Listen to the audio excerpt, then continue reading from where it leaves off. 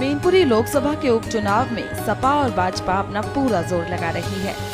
इसी बीच यूपी के deputy CM Keshav Prasad Maurya Mainpuri पहुंचे। यहां केशव प्रसाद मौर्य ने अखिलेश यादव के खिलाफ जमकर हमला बोला। अपनी जो चुनावी हार की संभावना है उसे देख करके इतने बौखलाए हैं, इतने घबराए हैं, तो उल जुलूल जिसको कहते हैं बयान देने का काम शुरू कर रहे हैं। लेकिन मैं श्री अखिलेश जी से ये कहना चाहता हूं कि समाजवादी पार्टी का समाप्तवादी पार्टी बनना तय हो गया। मैनपुरी लोकसभा क्षेत्र की जनता ने इस चुनाव को स्वयं अपने हाथों में ले लिया है।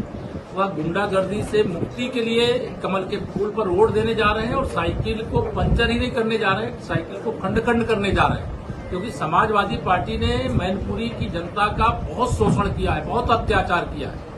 उनके गुंडे, उनके अपराधी, उनके माफिया अब यहाँ बूथों पर कब्जा नहीं कर पाएंगे, बूथों को लूट नहीं पाएंगे, लोगों को लूट नहीं पाएंगे। यहाँ पर अपने मताधिकार का प्रयोग लोकतांत्रिक प्रक्रिया के अंतर्गत जिनके जो वोटर लिस्ट में नाम है अपने वोट डालने के लिए जाएंगे, लेकिन शांतिपूर्ण मतदान हो। जनता की अदालत है, जनता की अदालत का फैसला मुझे जो दिखाई दे रहा है, मैं पूछ नहीं रहा हूं, एक एक विधानसभा से एक लाख की लीड लोग बता रहे हैं, तो मैं इसका अंदाजा लगा सकता हूं कि हो सकता है कि समाजवादी पार्टी की हालत मैनपुरी के इतिहास में सबसे खराब है। मैनपुरी में केशव प्रसाद मौर्य ने जनसंपर्क रैली में हिस्सा लिया।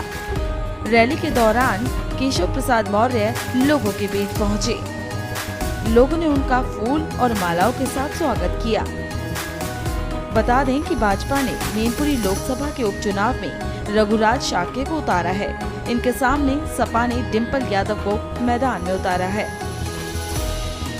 केशव प्रसाद मौर्य जब मैनपुरी पहुंचे तो उन्होंने यहां मुलायम सिंह यादव को विनम्र श्रद्धांजलि देते हुए अखिलेश यादव के खिलाफ तीखी प्रतिक्रिया दी। साथ ही ये भी कह दिया कि उन्हें नेताजी जैसा बनने के लिए अभी 10 जन्म लेने होंगे। मैं स्वयं भी बहुत करता था और हमारा संपूर्ण नेतृत्व करता था और उनको अंतिम विदा देने के लिए भी हमारा संपूर्ण नेतृत्व और मैं स्वयं भी आया था। लेकिन नेताजी को विनम्र श्रद्धांजलि है और उस श्रद्धांजलि को हम उनके प्रति सम्मान की भावना को सदा बनाए रखेंगे। लेकिन उसके बदले में श्री अखिलेश यादव जी, जिन्होंने स्वयं अपने पिताजी को अध्यक्ष की कुर्सी से हटा करके अध्यक्ष की कुर्सी कब्जाई थी, वह अगर कहते हैं कि ये नेताजी का चुनाव है, नेताजी होते तो फिर चुनाव ही नहीं होता। ये नेताजी का चुनाव नहीं है, श्री अखिलेश यादव जी के कुशासन की याद दिलाने वाला। श्री अखिलेश यादव जी के संरक्षण में कन्नौज में एक बूथ के एक कार्यकर्ता का किस प्रकार से मर्डर हुआ था, नीरज मिश्रा का, उस बात की याद दिलाने वाला। किस प्रकार से मैनपुरी के बूथों पर कब्जा करके लोकतंत्र की हत्या की जाती थी, उसका बदला लेने वाला।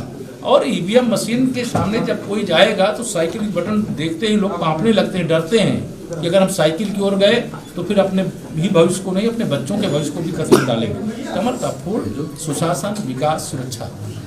देखिए, श्री अखिलेश यादव जी अगर यह समझते हैं कि वो नेताजी हैं तो अभी उनको 10 जन्म लगेगा नेताजी जैसा बनने में।